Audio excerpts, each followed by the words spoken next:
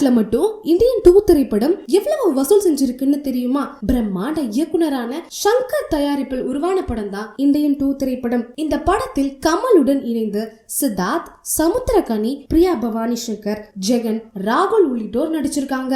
அதே மாதிரி மறைந்த நடிகர்களான விவேக், நெடுமுடி வேணு, மாரிமுத்து, மனோபாலா உள்ளிட்டோரையும் பார்க்க முடியும். மக்கள் மத்தியில அதீத எதிர்பார்ப்பில் வெளியான இந்தியன் 2 திரைப்படம் கலவையான விமர்சனங்களையும் பெற்றிருக்கு. இதனால இந்தியன் 2 திரைப்படம் வசூல் சற்று குறைய துவங்கி இருக்குன்னு திரைப்பட வட்டாரத்துல பேசப்படுறாங்க.